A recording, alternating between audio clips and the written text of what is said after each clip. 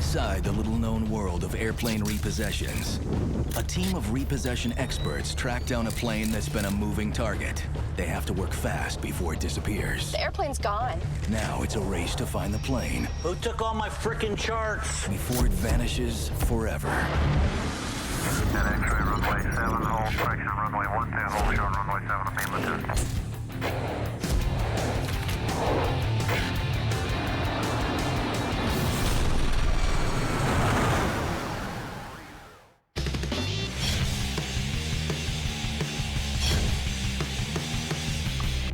Nick Popovich repossesses airplanes. Everything from private planes to jumbo jets. I got into the business by accident. I was starting an airline in the Caribbean, and the bank that was working with me needed help, and ended up repossessing two 747s. In the high-stakes world of buying and selling jet airplanes, there's big money and even bigger egos. And when Nick comes to collect someone's multi-million-dollar means of transportation, business can get dangerous. The risk involved with doing a repo, angry owners, angry pilots, angry mechanics. In Haiti, I was beaten and put in prison for 7 days. A couple broken ribs, and my head was swollen about 3 times its normal size. My eyes were swollen closed, lost a couple of teeth. There's been times people pulled guns. You just never know what's going to happen.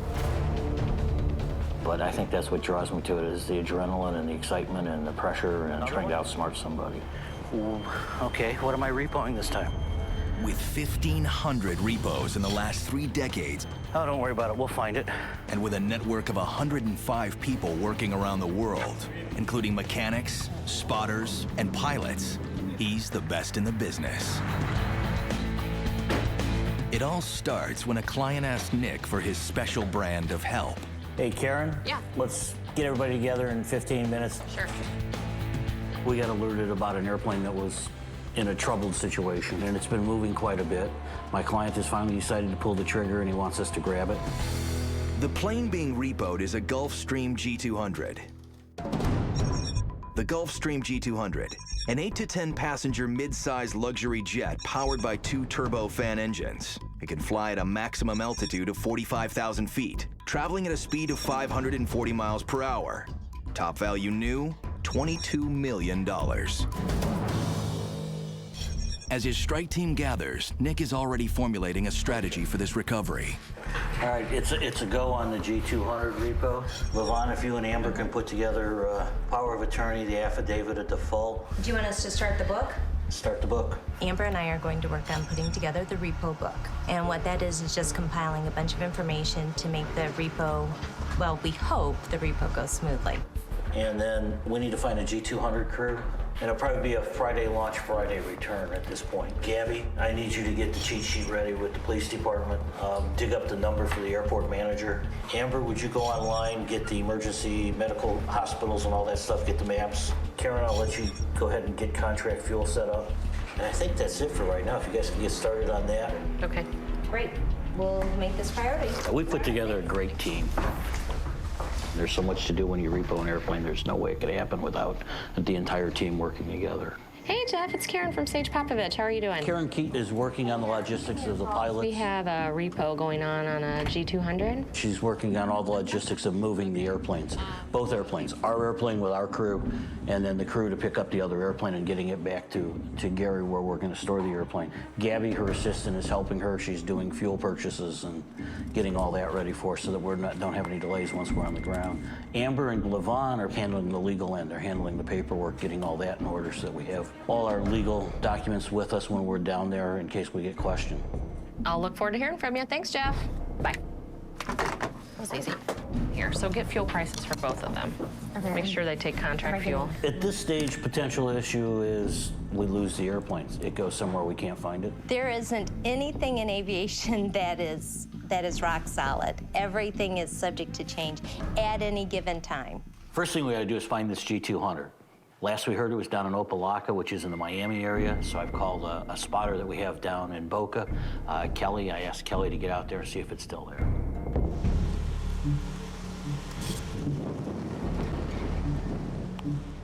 Miami. Kelly McDaniel is at the Opa-locka Airport. As Nick's aviation spotter and senior certified appraiser, she hunts down and documents the whereabouts of planes for purposes of repossession. Tonight, she has successfully spotted the G200 Nick has been looking for.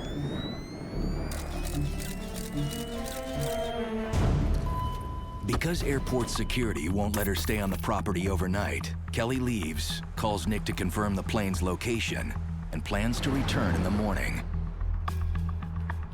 Generally, the rule of thumb we live by is we have to grab the airplane in the first 36 hours. This particular airplane we're chasing has been moving around a lot. They're flying it. We don't know if the guy's flying it business, pleasure, whatever. But every time he moves it, it makes the job that much harder because we got to go find it again. We make our plans, and before we can launch, it moves. As soon as the repo's launched, it's a race against the clock to kick it into high gear, and we just take off and go do it. The next morning, Kelly heads out to the hangar where she spotted the G200 to prepare for Nick's arrival later that day. We are very close to the Opa-locka Airport in North Miami. Okay, the FBO is right up here. The FBO, or Fixed-Based Operation, acts as a service station for airplanes, providing fuel and sometimes parking, storage, and other amenities. This is strange.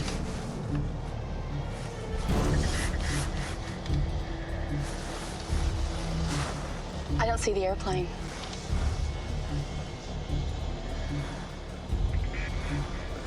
It was parked right there, and it's not there now. And this particular FBO doesn't have any hangar space. What's going through my head is we have a problem on our hands because the airplane isn't here. Yeah. Kelly McDaniel on my line. Okay. Hey, how are you? I'm good. The airplane's gone. What? It's not here, it's gone. Where are you now? You're at Opa-locka? Yes, and The ramp is clear. There's not one airplane on the ramp. Let me just check something.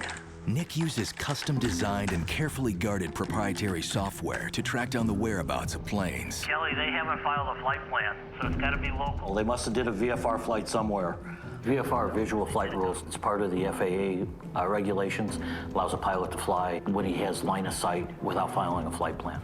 Let me get a chart out. Let's Try and figure out where they went. Okay, do you want me to just stay here then? Yeah, give me 5 minutes and I'll call you back. okay, sounds good. Thanks. Karen, the airplane's gone. We need, do you have a Miami chart? Who took all my frickin' charts? Where the hell are my US charts? I need a low altitude chart for Florida. Got it. Got it. Now it's a race against the clock to find the frickin' airplane, get down there and grab it before they leave. Hey, Karen? Got a second?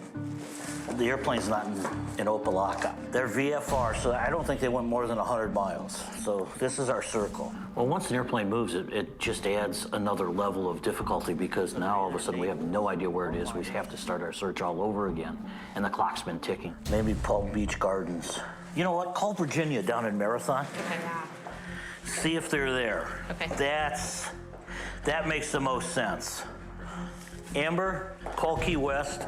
Okay. Talk to the FBO there, see if our airplane came in. Okay. You know the number, right? Yeah, I do. Okay.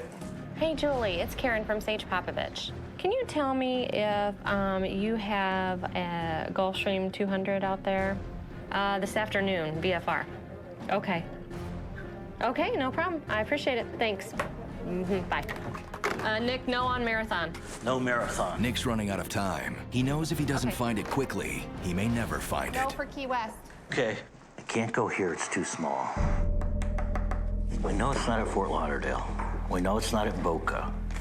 They're not gonna go to Naples because you can't park there. Hey, Karen, how long is the runway at Marco? Looks like it's only 5,000 feet. 10,000. Hello? Hey, Kelly, We've eliminated the Keys. It's not in Marathon, it's not at Key West. you got any idea how much fuel they have on board? No. I'm thinking if they left VFR, they got to be within 100 miles. Yeah, so that leaves us with Boca Exact. and Palm Beach. I'm gonna call our guys at Tamiami just to make sure they didn't show up there. Okay. You wanna check West Palm? Yeah, I can check there. Be careful, I don't wanna tip anybody. Okay. Thanks. Bye. You wanna try Fort Myers? Sure. They're probably not going to tell you anything, but it's worth a shot. Okay. Okay. Well, it's time for a cup of coffee. It's getting dark, and we're just now arriving at Palm Beach International Airport in West Palm Beach. It was quite a little hike to get here with no guarantee that the airplane is going to be here. There's always the possibility that it's left this airport and gone somewhere else. I mean, it could be inside of a hangar, and we wouldn't be able to see it if the hangar is closed. As night falls, it gets more difficult to track down the target. Airport security also gets tighter at night, making a spotter's job even trickier. If Kelly spots the plane, Nick and his team will quickly mobilize to execute the repossession.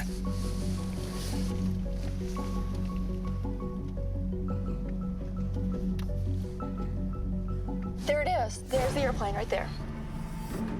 You can see the tail and the tail number showing. Coming up, She cannot get involved in this. Federal law, they have to take it. There it is right there. Starting to draw some attention to ourselves, which is not what we want to do. I'd feel better once we get the hell out of here.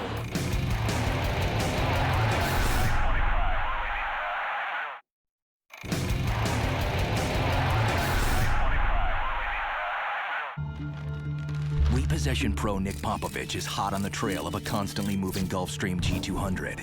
But his spotter, Kelly McDaniel, may have just located the plane in Florida. She calls Nick to inform him of the situation. We got it. You got it? Great. Can we get to it easily? I don't think so, Why not? because there's a lot of planes around it.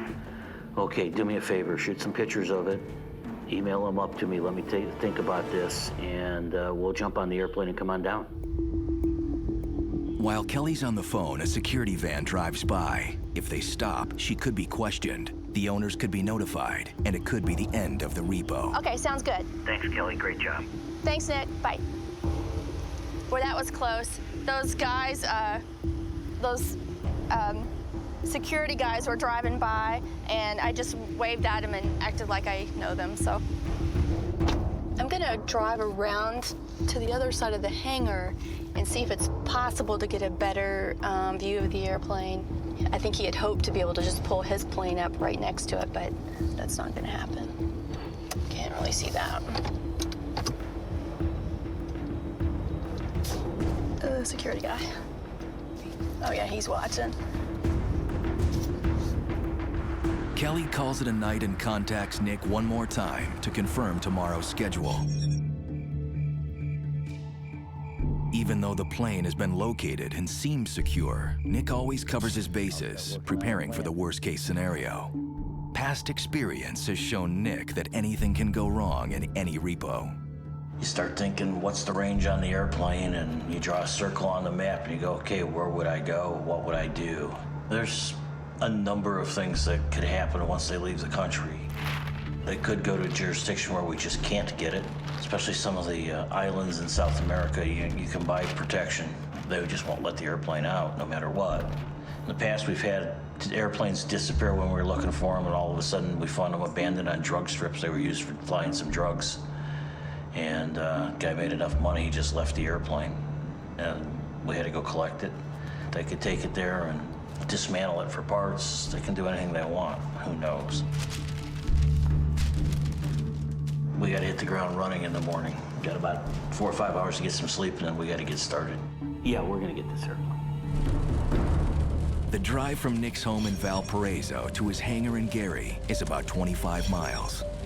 It's a little after 5 in the morning. We got started about a half hour ago. We're on our way to the airport to get on my airplane and head down to South Florida. I've got to brief the crew because things have changed. The airplane's no longer at Opelika. It moved. Kelly's on top of it. She flew on the airplane. And so we'll rebrief real quickly before we launch this morning. And hopefully get down there before they move the airplane again.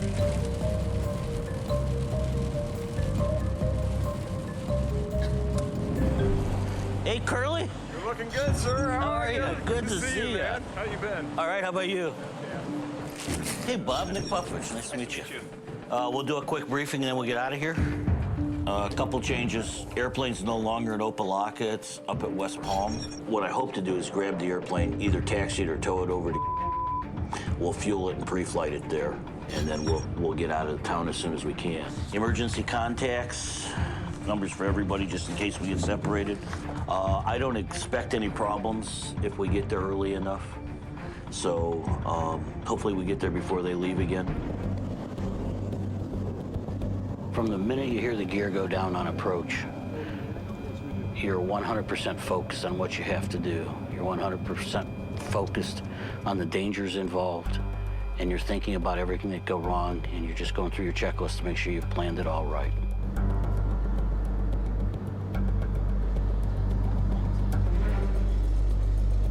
The crew has done as much preparation as possible, but everything could still flip upside down at the last minute.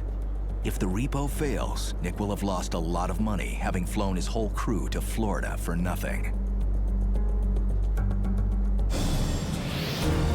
Once I hear landing gear come down on final approach into our target airport, is when I get excited. That's when the adrenaline starts flowing.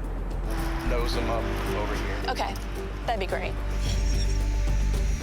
Nick now faces the most critical moment in any repossession.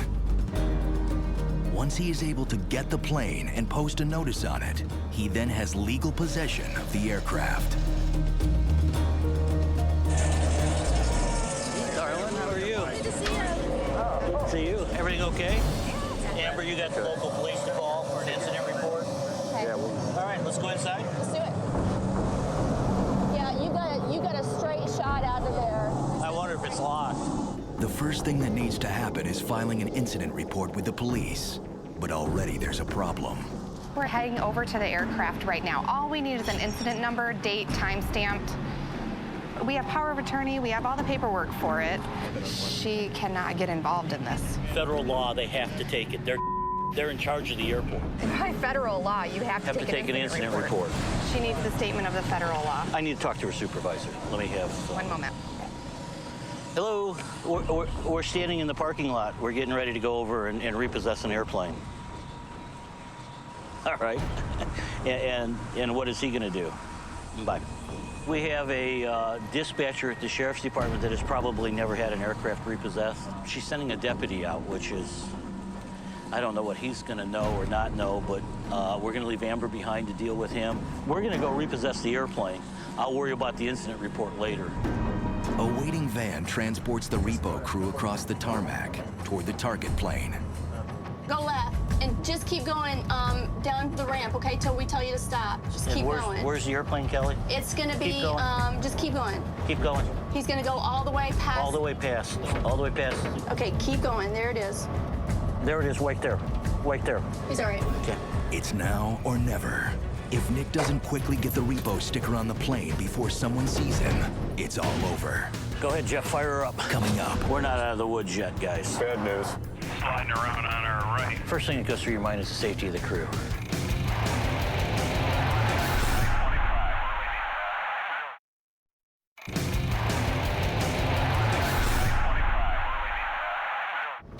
All the way past. There it is, right there. Right there.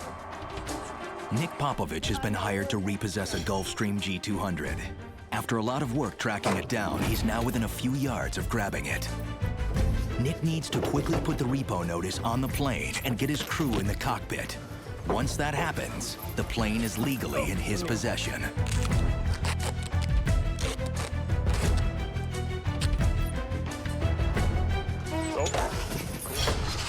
Go ahead, Jeff, fire her up. Hand me that blue book. I'm gonna go settle up the bill.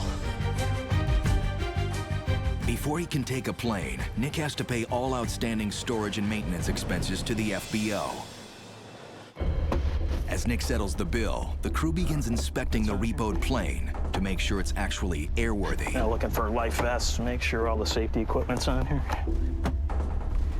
Our battery voltages are good. That's at least we can get it started and get it moved to the other sides. Life raft. There's lots of people, if you notice, looking around here, wondering what we're doing, and probably starting to draw some attention to ourselves, which is not what we want to do. We just want to try to get this thing out of here and to a secure location where we can pay a little bit more attention and not have to worry about all the people poking around. Guys, let's taxi. Okay. This aircraft over to the right is blocking us. Overlapping on the right. Citation here? Oh, okay. Did you call somebody to unblock us?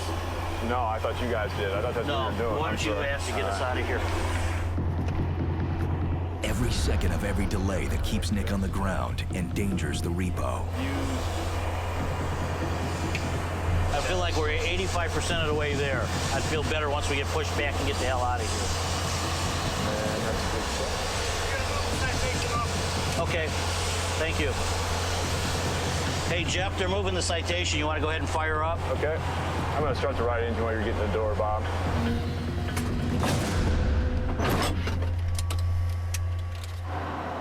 Palm Beach ground. It's We're on our way there. What's the matter? Keep an eye on that side from the bound. They won't let you walk away. I'll be there shortly. Okay, bye. The local police are hassling Amber. She was trying to file a report. They refused to take a report. I said, well, file it with the U.S. Marshal. And I said, just forget it. And then she said, well, they won't let me walk away. We're not out of the woods yet, guys. Nick's pilots taxi the plane to an area closer to his own aircraft, where they'll do a safety check. If serious problems arise with the police, Nick could be detained by authorities. His rights to the plane could be in question, and the repo itself could be shut down. Bad news. Almost made it. Well, we hope you enjoyed your flight today. Jeff, I'm going to leave them on the airplane until I get this squared away. I got to go ahead and get whatever fuel you need. He's like, what do you want from me? An incident report, tell a him number. nothing. And then You I told said, him never mind. I said, no problem. We'll just deal with it later. And he said, well, we got 4 sheriffs on their way that's going to deal with it right now. So there's 5 sheriffs standing in here. While Nick and Amber deal with the sheriff, Jeff and Bob fuel up the G200 and make sure it's ready to fly. Northwest up there. This plane appears to be in good shape, but looks can be deceiving. A quick check can miss serious hidden problems. We are fueled up, and I'll pay for the Galaxy. So, okay. All right, bye. 15 minutes, we're ready to launch. Tell them Nick Popovich has the airplane. We're on our way back. And They're almost home free.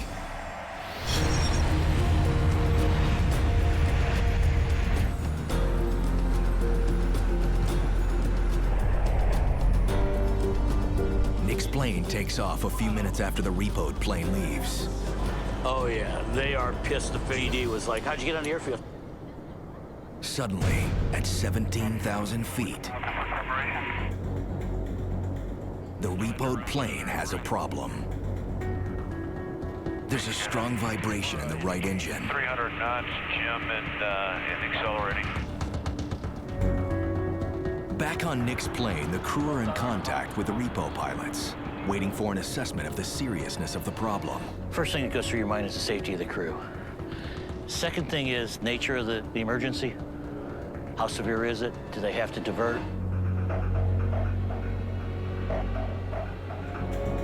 Jeff and Bob determine it's not serious enough for an emergency landing, and they cautiously continue on to Gary, Indiana. Let me open the door. Finally, after some tense moments in the air, everyone is safely on the ground. Nick can finally catch his breath and reflect on another job well done. Well, this one came right down to the wire. We've had others where we've had mechanicals midair, but this engine vibration could have been a lot more serious than what it turned out to be. I'm just glad we didn't have to do an emergency landing and leave the airplane somewhere. Now that it's here in the hangar, I can go home, go to bed.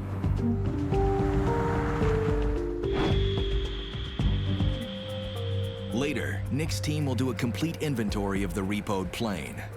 Nick's mechanics will do a damage assessment and send the plane out for scheduled certified inspection. A quick look at the interior reveals a severe lack of upkeep. After the lender forecloses on the plane and Nick's crew restores its condition, it'll be put on the market for sale, and Nick hopes to get full value on the G200. Another successful repo, signed, sealed, and delivered. Coming up, Nick hones in on a new repo case that poses problems from the get-go. Both engines is off. What's going on there? And his spotter, Kelly, heads out to gather intelligence, only to discover more signs of trouble.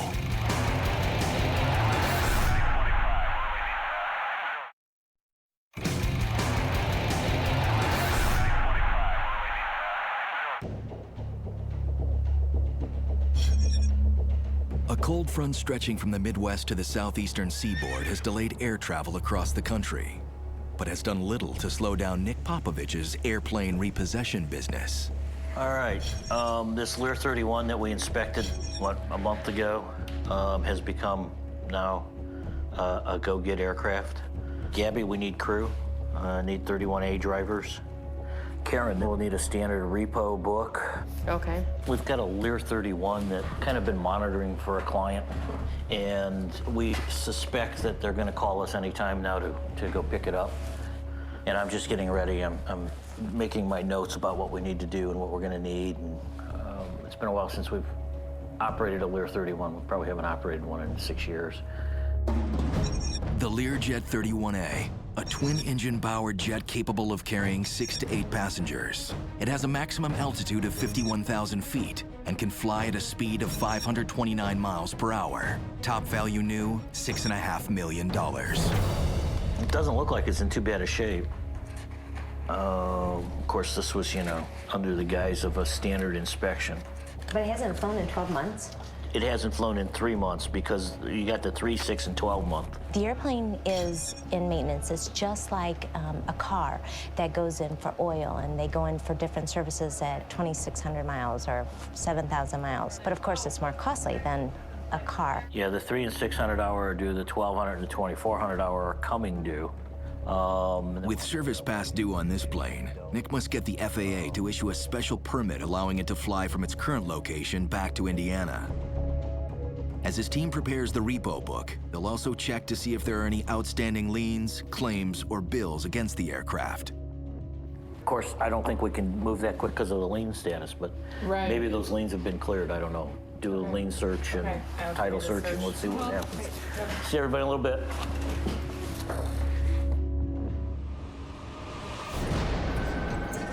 Any and all documents regarding the repossession must be put into the repo book. The girls are putting together the repo book and getting all the documentation and planning done back at the office. It's still a race against the clock to get all the paperwork pulled together. It's Friday afternoon. Not a lot of people are happy about working. Some places are actually closed because there's a blizzard that hit the Midwest. So I'm going to run to the war room, take a look at some photos of the airplane, try and contact my scout, see if we can't get all that coordinated, that end of it coordinated.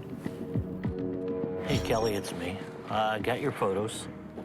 Looking at the airplane, I see the lower cowl on both engines is off. What's going on there? And the process is, A, you learn as much as you can about the airplane. You get your repo book ready, you get as much intelligence, whether it's through scouting or tracking the airplane. Then you get feet on the ground. You figure out what's the best way to get the airplane. Figure out the status of the airplane as much as you can. Then you go take possession of the airplane. All right, thanks. And we've learned over the years, you always prepare for the worst and hope that it's the best.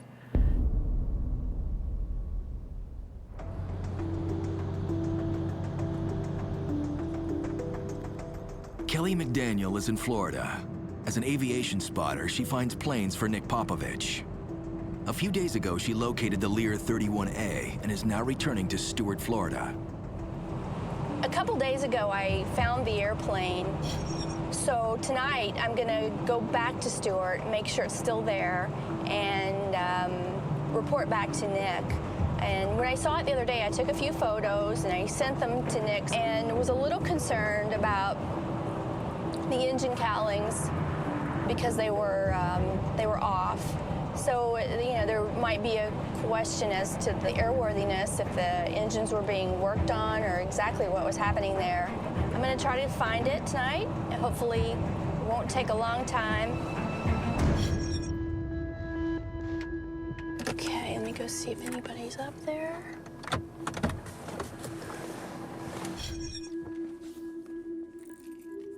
Kelly is familiar with the owner of this air service station, also known as an FBO. As she makes her way to the Lear parked outside, she can't afford to attract too much attention. Anyone in this airfield could potentially contact the previous owner or lien holder.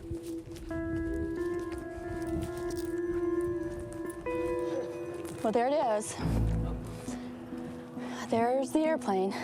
Kelly finds the airplane and something else she wasn't expecting. What's happened here? Good Lord. I just found a huge oil spot on the wing. It wasn't there the last time I was here, so I'm gonna have to do a little investigation there and find out exactly what's happened, because it's definitely could be a concern. And I have to report that back to Nick right away, so that's a big deal. Coming up, Kelly alerts Nick about a problem that could derail the repo and endanger the lives of his crew. Oil temp's not coming alive on the left engine.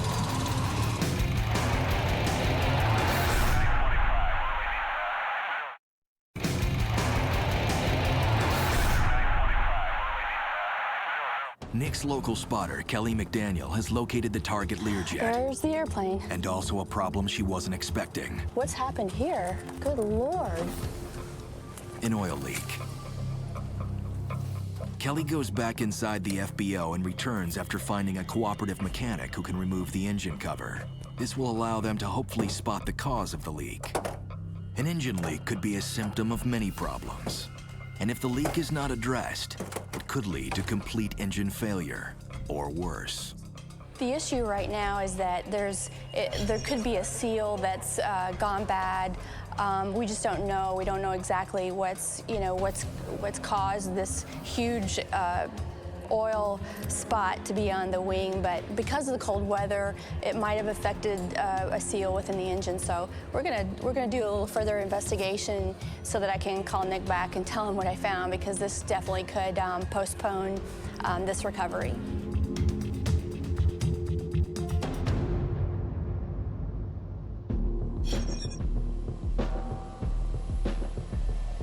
The next morning, Nick and his flight coordinator, Karen, board his plane for Stuart, Florida.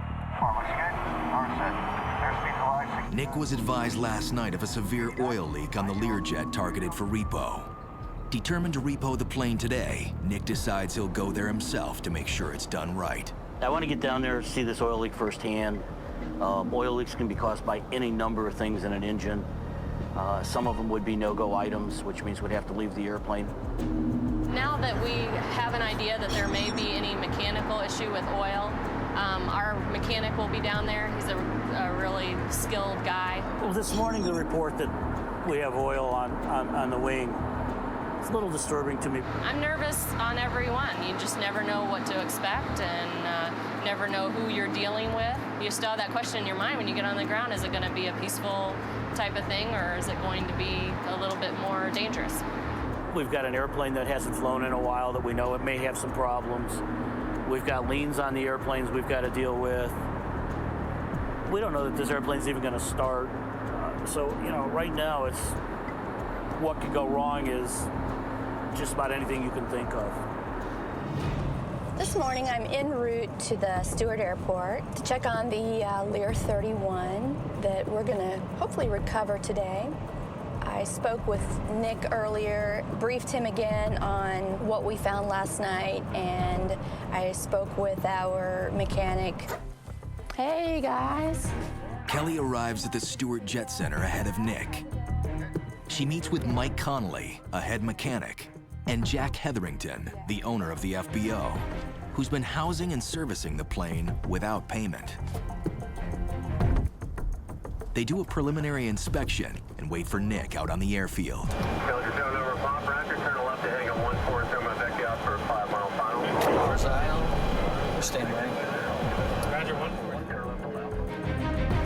1-4. Once Nick lands, his first priority is to tag the Learjet with the repossession notice, officially taking control of the aircraft.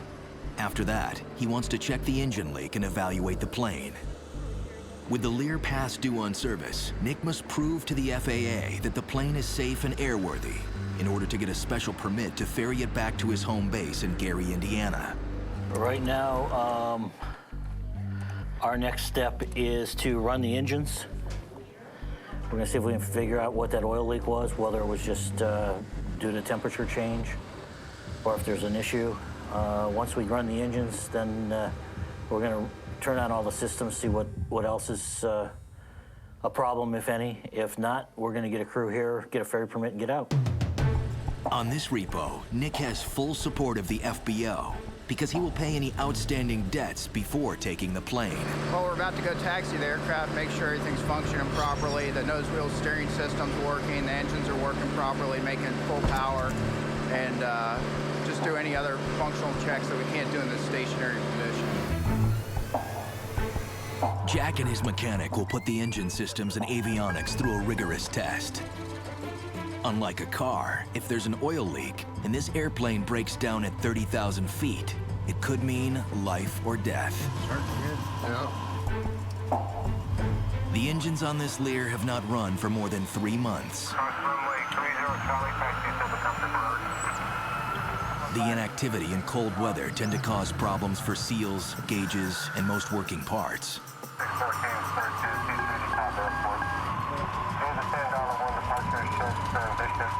The series of tests is not going as planned. If there are any serious problems, this jet may not be going anywhere. Coming up, will the airplane's mechanical failure ground Nick's hope for this repo? It's nerve-wracking at this point.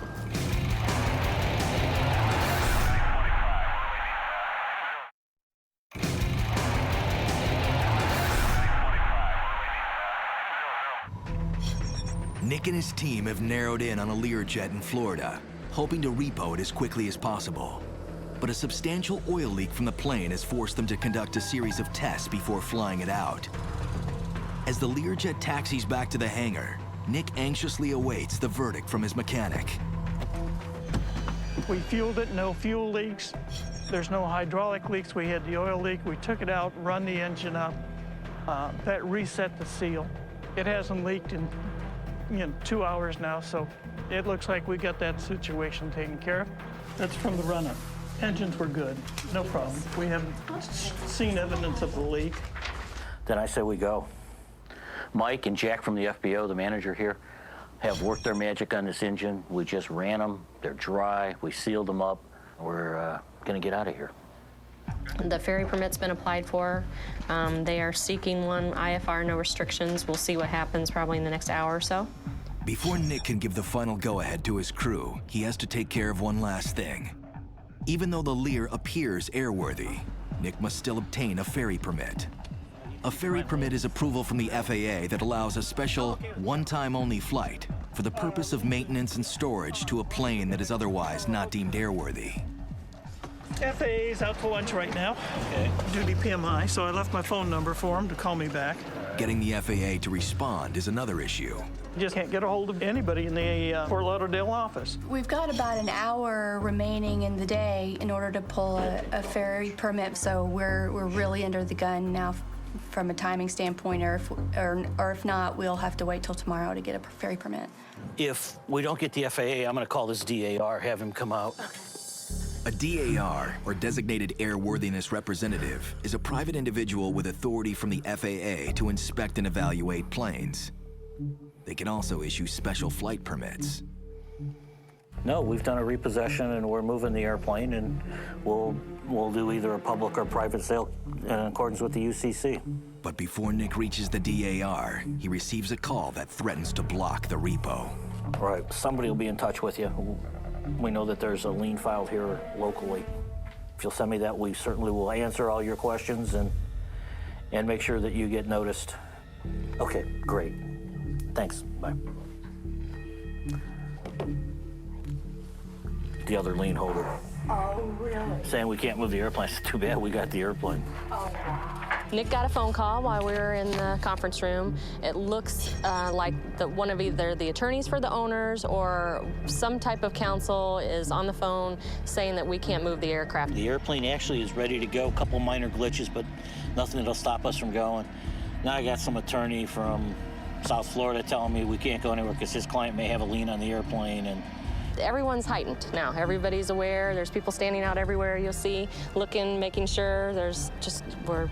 It's nerve-wracking at this point. As a precaution, the plane's flight records are moved into the FBO, and Nick's first officer, Sash, sits guard in the Lear's cockpit. My hope is get ferry permit and get the hell out of here before anything can happen.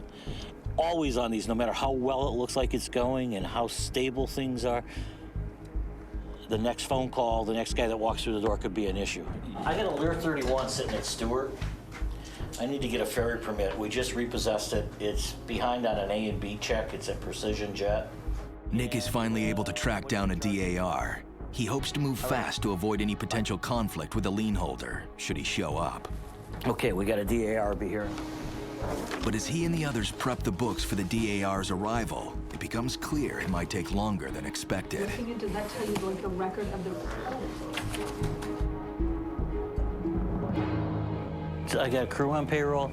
I got people sitting here. It costs money to keep all these people around, keep the airplane on the ground. I got fuel on it, you know. This is an expensive proposition. I've got how many people down here?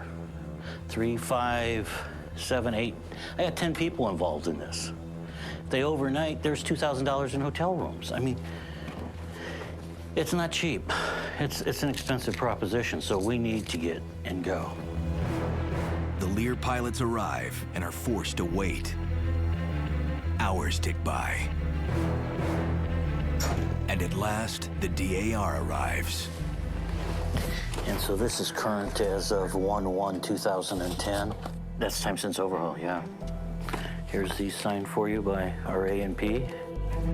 As a representative of the FAA, he must go over every log entry, maintenance record, and previous flight history, as well as thoroughly inspect the jet itself before allowing this plane to leave the ground. He must also consider the unusual weather and the fact that they will now be flying at night.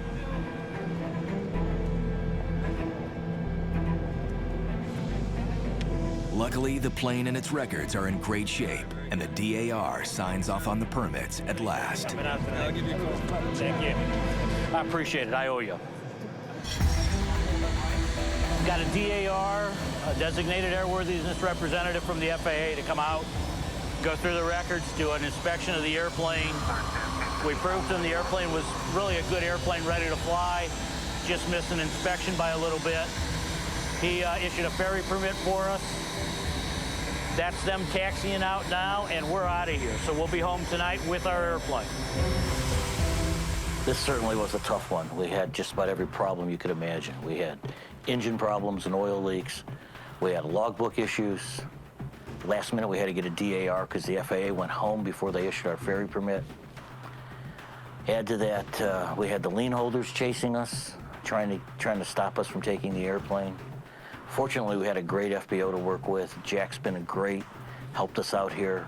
We've jumped through all the hoops now. We're ready to go, got our ferry permit, and this one's out of here, and we're done with another one. Once they return to Gary, Nick's team will conduct a thorough inspection of the Learjet, make upgrades, and then put it back on the market for sale.